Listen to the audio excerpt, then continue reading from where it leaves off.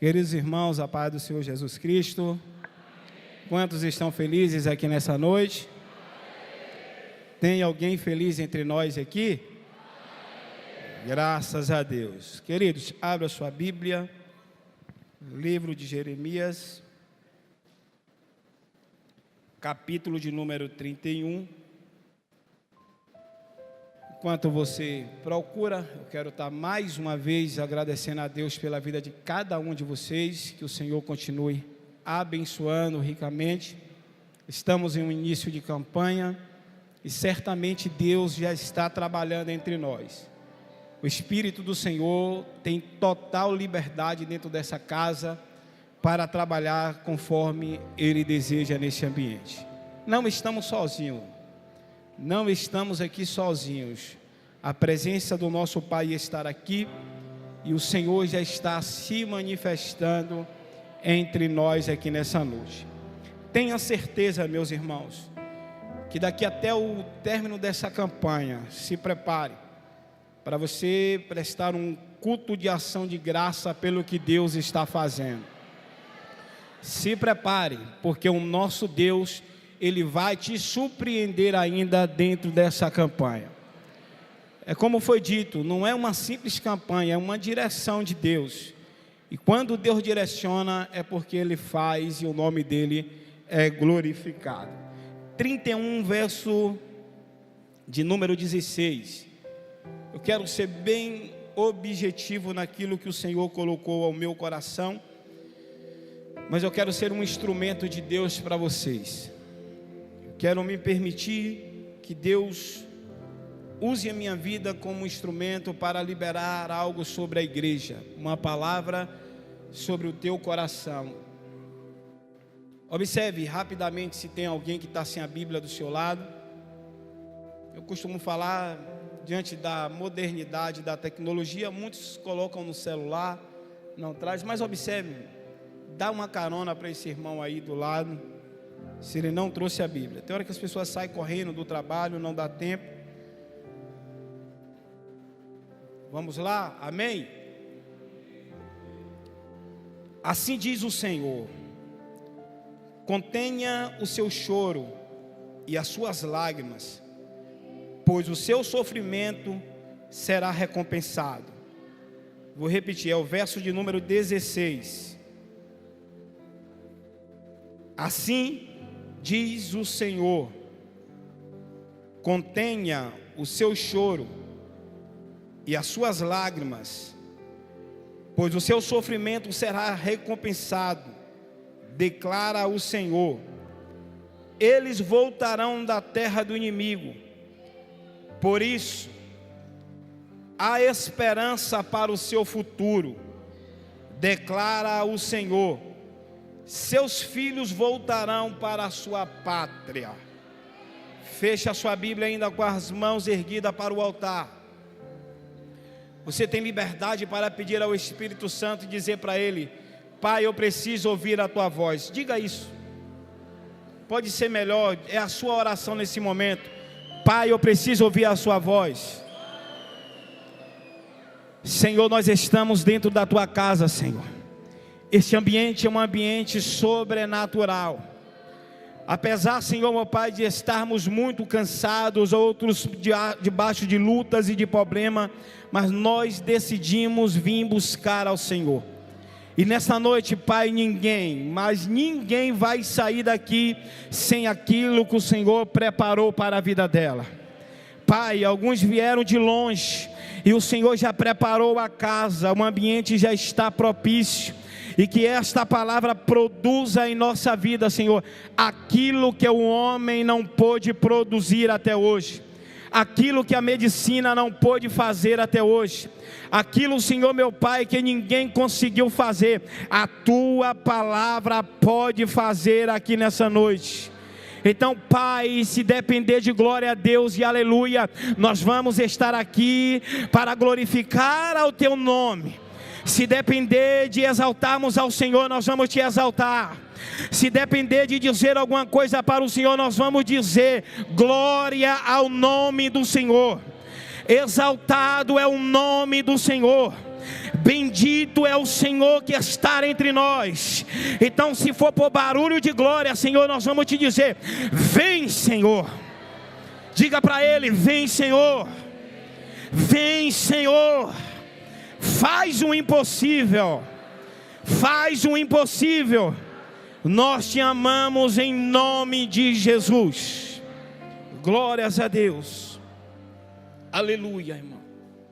Queridos irmãos, o ambiente ou contexto do capítulo 30 e 31 do livro qual acabamos de narrar esse texto, a Bíblia diz que por intermédio do profeta Jeremias, que foi um homem que foi levantado por Deus em meio a um tempo que muitos de nós que estamos aqui não desejaríamos ser levantados.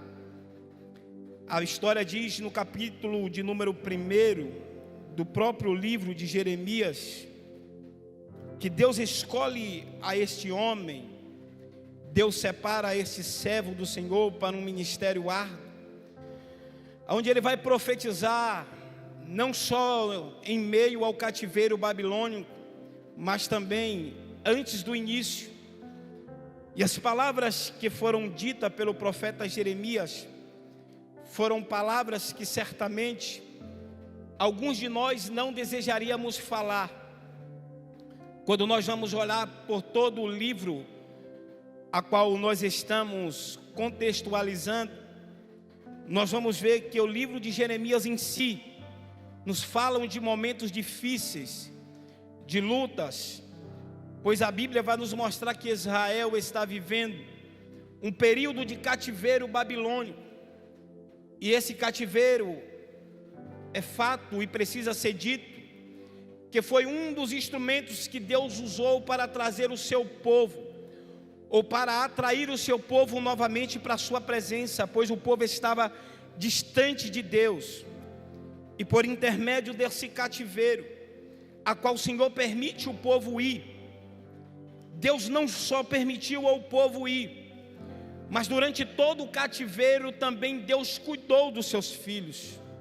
Mas a história vai nos narrar que no meio desse caos e no meio desse cativeiro babilônico, a qual eu disse para os irmãos que Deus permite, Deus também vai trazer algumas alertas ao seu povo, vai trazer também algumas palavras ao qual o povo deveria resistir, porque depois desse período, Deus iria trazer o seu povo novamente, e um período de restauração seria implantado no meio daquele povo. A história vai nos mostrar que não foi só Jeremias que profetizou naqueles dias. Nós vamos ver que homens também como Ezequiel, Daniel, os seus amigos, também profetizaram no meio daqueles tempos, ou também viveram num cativeiro, ou num período desse cativeiro. Mas irmãos, quando eu estava lendo o capítulo de número 30 e 31 desse livro, eu fui olhar, porque por várias vezes o Senhor vai dizer através do profeta: assim diz o Senhor. E não foi só uma vez a qual o Senhor foi falando durante o capítulo 30 e 31, a qual o Senhor vai dizendo certamente algumas vezes: assim diz o Senhor, assim diz o Senhor, assim diz o Senhor ao profeta Jeremias. Mas quando eu vou ler dentro do capítulo 31, verso de número 16, Deus vai dizer, Deus vai narrar, Deus vai trazer uma palavra de esperança para o seu povo, que está vivendo esse período de batalha, de luta e de cativeiro. E eu narrei para os irmãos, nós lemos o texto aqui nessa noite, a qual foi dito que assim diz o Senhor: contenha o seu choro e as suas lágrimas, pois o seu sofrimento será recompensado.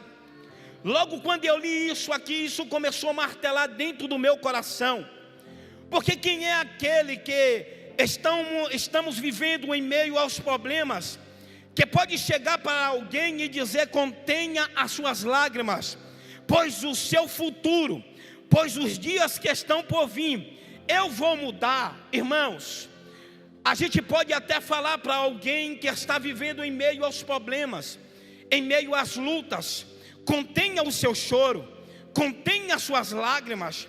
Nós podemos até em algum momento dizer isso, mas o nosso Deus, Ele é diferente, porque Ele não só diz: contenha o seu choro, contenha as suas lágrimas, contenha isso na sua vida. Quando Ele diz isso, Ele sabe do que está falando, porque Ele conhece, Ele sabe o interior, Ele sabe quem está dizendo, ou Ele sabe para quem está falando.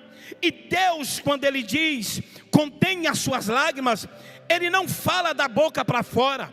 Muitos de nós falamos até em algum momento de boca para fora, quando nós vemos alguém passando por problemas e por luta: contenha o seu choro. Mas Deus não fala de boca para fora, Deus não solta uma palavra em vão. Deus, quando Ele fala contenha o seu choro, é porque Ele já tem um plano traçado para o dia que está por vir. Vou repetir para você entender que meu tempo é curto aqui hoje. Deus, quando fala contenha o seu choro, Ele diz também: eu tenho um plano. Eu só não mando você parar de chorar, mas eu já tenho um plano traçado para os dias que estão por vir. Eu quero que, por gentileza, você levante a sua mão aí já, porque o Espírito de Deus que está dentro dessa casa tem uma palavra para os irmãos que adentrou aqui. Deus hoje está dizendo para alguém que está entre nós: contenha as suas lágrimas, pois eu já tenho um plano traçado para a sua vida. Ainda de mão erguida, eu já quero profetizar sobre a igreja que está aqui nessa noite. Deus tem um plano para nós que estamos aqui. Deus tem um plano escrito.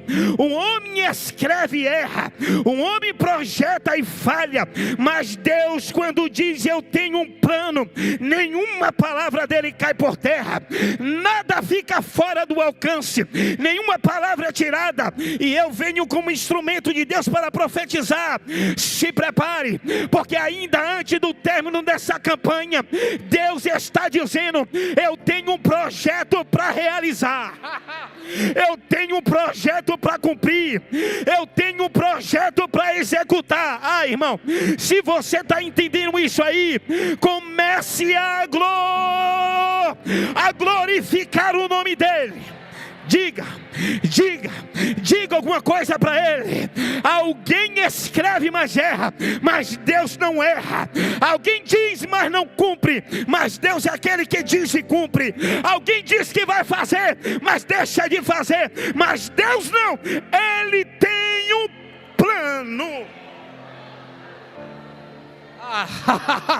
Ai, queridos, hoje o Espírito do Senhor está dizendo: eu tenho um plano. Eu só não mando parar de chorar, eu só não mando parar com esse sofrimento, mas eu tenho.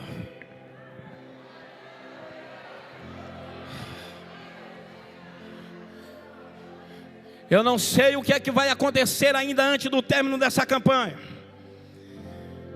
mas tem gente aqui que Deus vai fazer coisa sobrenatural.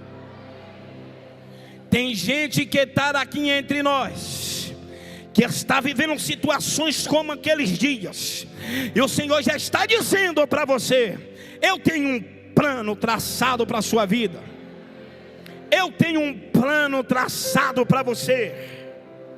Irmãos, quando Deus manda, quando o Senhor diz contenha o seu choro, contenha a sua lágrima, Deus também sabe da luta que estávamos passando.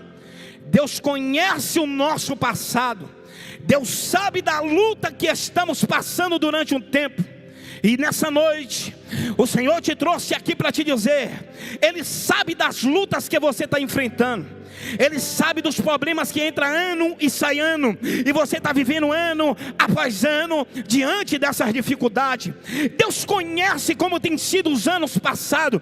Talvez 2024 entrou, você fez plano e parece que não vai. Eu tenho uma palavra para te dizer: Deus conhece os dias que se passou e já está trabalhando. Deus conhece o seu passado, Ele sabe das lutas, Ele sabe dos problemas, Ele sabe das dificuldades, Ele sabe como você tem vivido, Ele conhece o seu passado. Mas uma coisa também, quando Deus manda acessar, Ele não só conhece o passado, mas Ele também conhece o seu futuro. Aleluia. Diga para o irmão que está do seu lado assim: Ele conhece o seu futuro. Irmãos, pode ser melhor. Você é profeta de Deus, diga assim, ó: Deus conhece o seu futuro. O diabo fica batendo cabeça porque ele também conhece o seu passado, mas Deus conhece não só o passado, mas o presente e o futuro também. O diabo conhece como foi a sua vida profana no passado, e quem sabe ele está apontando o dedo dia por dia, dizendo para você: aí, é essa vida, vai repetir ano após ano. Eu sei, a luta é grande, não vale a pena ir para a igreja, não vale a pena ir para o culto, não vale a pena fazer a campanha, mas ele não conhece o futuro que Deus planejou para você. Aleluia. Querido, eu vou profetizar isso aqui. Eu vou liberar isso aqui sobre a vida de vocês que estão nessa noite aqui. O seu futuro só quem conhece é Deus. Você não sabe o que está te esperando aí na frente. Você não sabe o que 2024 ainda tem preparado para você.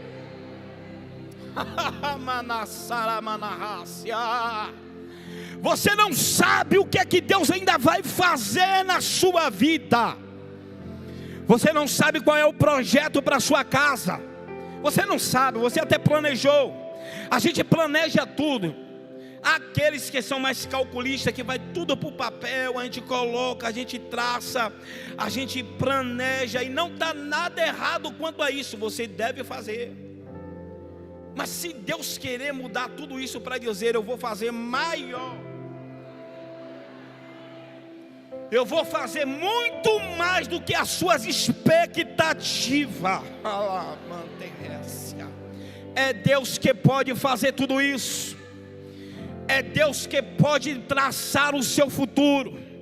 E o diabo vai fazer de tudo, investir no teu presente, para manchar, para destruir os seus dias atuais, para comprometer o teu futuro. Mas a igreja que está aqui nessa noite, Deus tem um alerta: faz o que precisa ser feito agora, porque no teu futuro Deus já está trabalhando.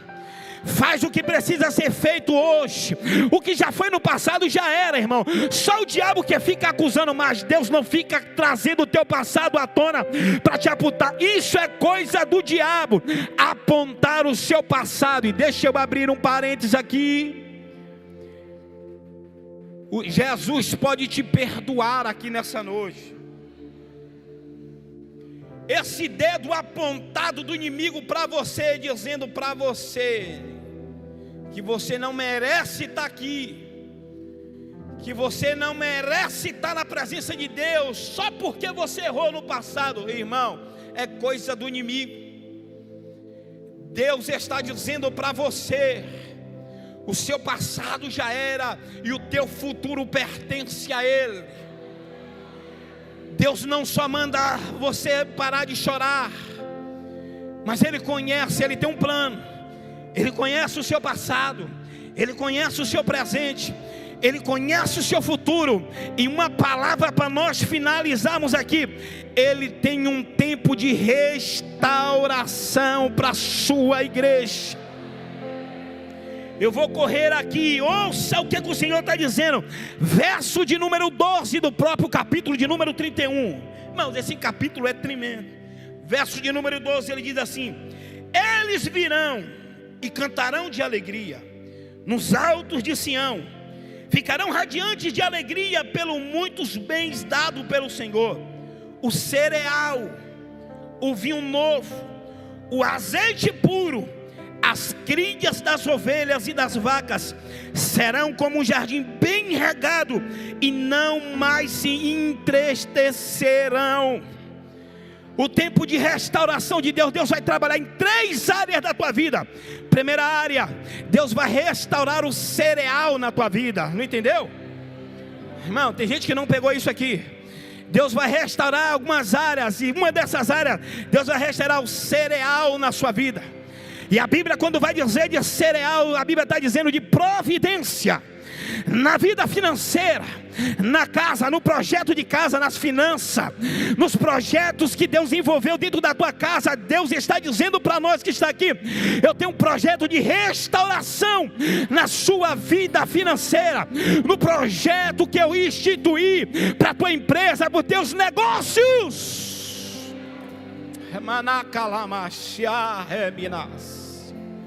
Deus só não tem um projeto.